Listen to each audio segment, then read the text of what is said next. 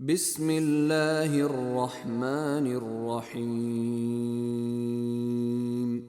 Dengan nama Allah yang Maha Pemurah lagi Maha Mengasihani.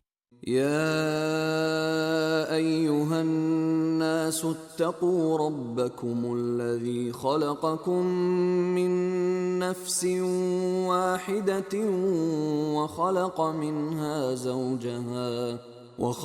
minha zawjaha wa batha minhuma rijalan katsiran wa nisaa'a واتقوا الله الذي تساءلون به والأرحام إن الله كان عليكم رقيبا.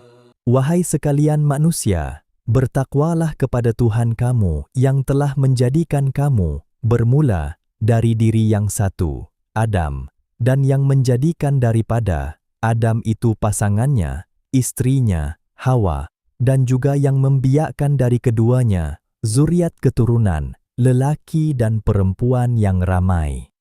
Dan bertakwalah kepada Allah yang kamu selalu meminta dengan menyebut-nyebut namanya, serta peliharalah hubungan, silaturahim, kaum kerabat. Kerana sesungguhnya Allah sentiasa memerhati, mengawas kamu. وآتوا اليتامى أموالهم ولا تتبدلوا الخبيث بالطيب ولا تأكلوا أموالهم إلى أموالكم إنه كان حوبا كبيرا. Dan berikanlah kepada anak-anak yatim yang telah balig itu harta mereka, dan janganlah kamu tukar gantikan yang baik dengan yang buruk, dan janganlah kamu makan harta mereka dengan menghimpunkannya dengan harta kamu, kerana sesungguhnya yang demikian itu adalah dosa yang besar. وَإِنْ خِفْتُمْ أَلَّا تُقْسِطُوا فِي الْيَتَامَى فَانكِحُوا مَا طَابَ لَكُم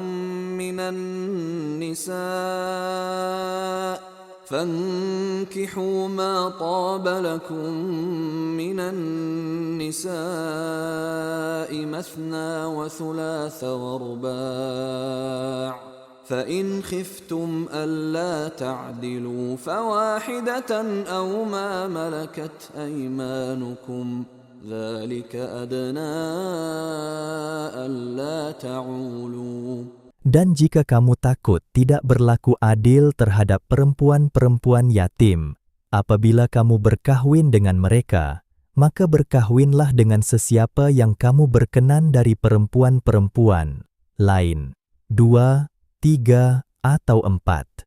Kemudian jika kamu bimbang tidak akan berlaku adil di antara istri-istri kamu, maka berkahwinlah dengan seorang sahaja, atau pakailah hamba-hamba perempuan yang kamu miliki.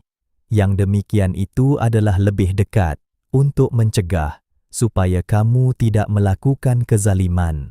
وَآتُوا النِّسَاءَ صَدُقَاتِهِنَّ نِحْلَةً فَإِن طِبْنَ لَكُمْ عَن شَيْءٍ مِّنْهُ نَفْسًا فَكُلُوهُ هَنِيئًا مَّرِيئًا. Dan berikanlah kepada perempuan-perempuan itu mas kawin mereka sebagai pemberian yang wajib.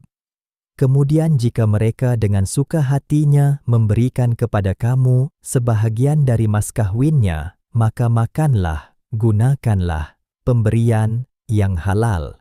Itu sebagai nikmat yang lazat, lagi baik kesudahannya. وَلَا تُؤْتُوا السُّفَهَاءَ أَمْوَالَكُمُ الَّتِي جَعَلَ اللَّهُ لَكُمْ قِيَامًا وَارْزُقُوهُمْ فِيهَا وَاكْسُوهُمْ وَقُولُوا لَهُمْ قَوْلًا مَّعْرُوفًا.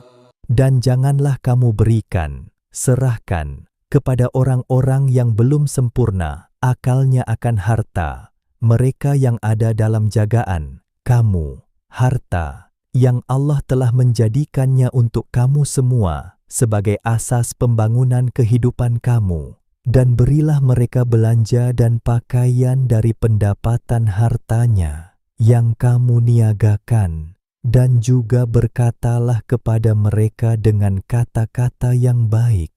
وابتلوا اليتامى حتى إذا بلغوا النكاح فإن آنستم منهم رشدا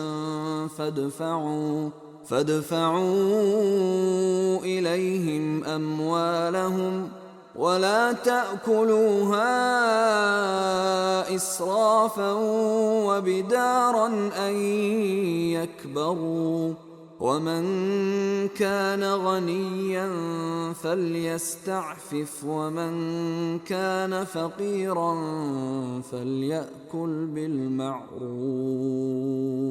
فإذا دفعتم إليهم أموالهم فأشهدوا عليهم وكفى بالله حسيبا. Dan ujilah anak-anak yatim itu sebelum baligh, sehingga mereka cukup umur, dewasa. Kemudian jika kamu nampak dari keadaan mereka, tanda-tanda yang menunjukkan bahwa mereka telah cerdik dan berkebolehan menjaga hartanya, maka serahkanlah kepada mereka hartanya, dan janganlah kamu makan harta anak-anak yatim itu secara yang melampaui batas dan secara terburu-buru merebut peluang sebelum mereka dewasa. Dan sesiapa di antara penjaga harta anak-anak yatim itu yang kaya, maka hendaklah ia menahan diri dari memakannya. Dan sesiapa yang miskin, maka bolehlah ia memakannya dengan cara yang sepatutnya. Kemudian, apabila kamu menyerahkan kepada mereka hartanya, maka hendaklah kamu adakan saksi-saksi yang menyaksikan penerimaan mereka. Dan cukuplah Allah sebagai pengawas akan segala yang kamu lakukan.